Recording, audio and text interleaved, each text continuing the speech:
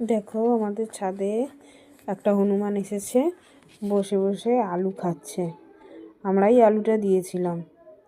আলুটা দিব্যি চিবিয়ে চিবিয়ে খাচ্ছে।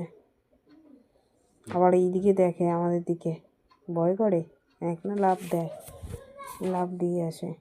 সুন্দর খাচ্ছে, যেন আপেল ওর হাতে, আপেলের মতো চিবিয়ে চিবিয়ে খাচ্ছে। ওর এই পাশ ওপাশটা দেখে, কেউ দেখছে না কি ওকে। পাশ ওপাশটা বেশ ভালো মতন দেখে নিল, দেখে নিয়ে চিবাচ্ছে, চিবিয়ে চিবিয়ে চিবিয়ে খাই। আবার দেখে এদিক ওদিক করে। সুন্দর বসেছে, মনে হচ্ছে যেন মানুষ বসে আছে।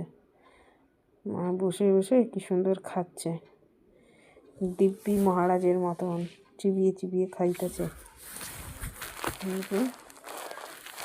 জীবজন্তু পশু পাখি এই লাফ মারলো, আবার কোথায় গিয়ে বসলো, এই জলের ট্যাঙ্কির ওপর গিয়ে বসেছে। কি লম্বা লেজ, লেজটা খুব লম্বা বাবা। হনুমান গাছে লাফায় না, লম্বা লেজ, বাপরে বাপ। চুপচাপ খাচ্ছিল। আবার ওইদিকে দেখে, ওই দিকের বিল্ডিংগুলো। এই যে মা একটা আলু ভরিয়ে দিল, এই আলুটা দেখেও দেখতে পেল না, দেখেও দেখতে পায়নি। খাচ্ছে দিব্যি দিব্যি আলু খাচ্ছে বসে বসে। ওইদিকে দেখে, আবার দিকে আবার দেখে। এই আলুটা আর খেতে পারলো না, চুপচাপ রয়েছে। সব দিকে তাকায় ঘুরে ঘুরে, বড় বড় উঁচু উঁচু বিল্ডিং ও সব দিকে ঘুরে ঘুরে দেখে। আবার আলুটা খাচ্ছে, আবার আমাদের দিকে তাকায়।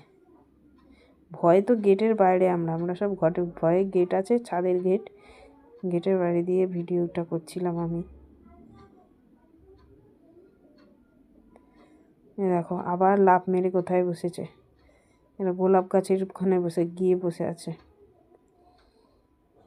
দেখো গোলাপ ছিঁড়ে খাচ্ছে, দেখো গোলাপগুলো ছিঁড়ে ছিঁড়ে খাচ্ছে।